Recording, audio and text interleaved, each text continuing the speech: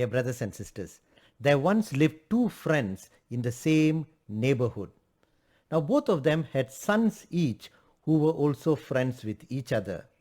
Now one of the men always liked to buy anything that the son asks him. If the son comes and asks him to buy for him an iPhone, he will immediately buy it for him. If the son comes and says that he wants to go for a holiday, he will immediately give money and send him for the holiday. Whatever the son asks, the father gave him, and the son was a very happy child. On the other hand, the neighbor was a strict man.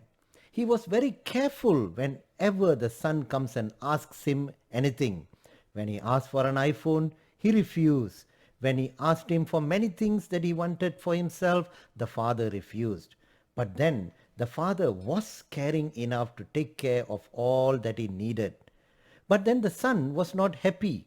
He complained. He said, "Father, you see our neighbor, my friend, he gets everything that he needs. His father is a good father. He buys for him everything that he wants. As for me, I don't get anything. I don't have joy in my life. I am unhappy, whereas he is enjoying life."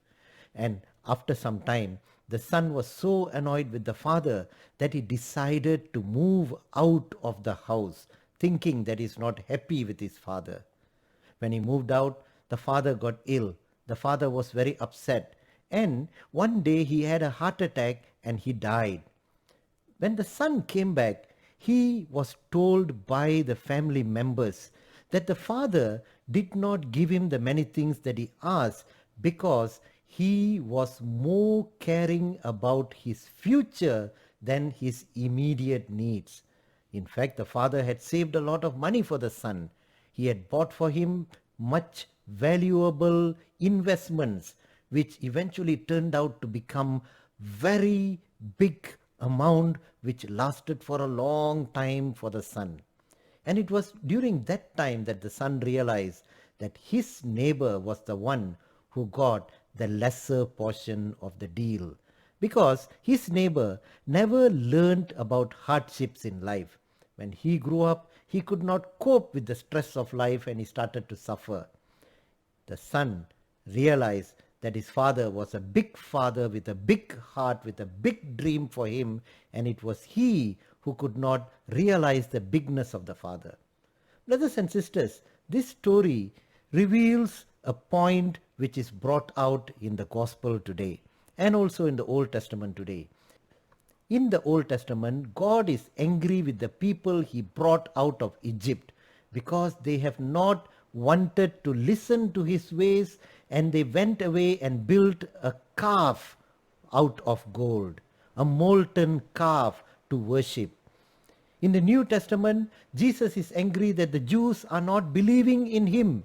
He says that they are not coming to him for life. Now, why do these people, either the Jews of the Jesus time or the Jews of the time of Moses, refuse to be obedient to the God who brought them out of Egypt, or like Jesus was saving them from the many dangers, but were going after their own mini dreams? It was because they were so focused on immediate gratification, things which they could see and things which they could feel, that they could not realize the big and great dreams of the big God for them in their lives. God had bigger dreams for them. God did not want them to be destroyed by their immediate gratification. God had a plan of salvation itself for these people. They could not recognize it.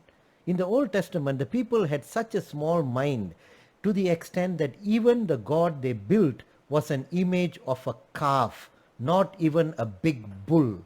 What does this tell us? It tells us they are always going for easy things, small things, and these things blinds them from looking at the big God who is waiting to give them big things.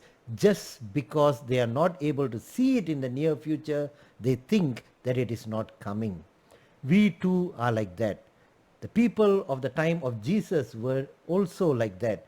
Very often we are not able to see the big plans God has for us. We tend to be asking God for the small and little things, and we complain when we don't get it. And because of our complaints, we fail to recognize the workings of the big God in our life. So maybe during this Lenten time, it's time for us to reflect. Think about this big God and his big dream for us in our lives, even if it means that we are not getting the immediate gratification from the small things that we want immediately. Then we will be able to appreciate the working of God, the big working of the big God in our lives. Thank you and God bless you.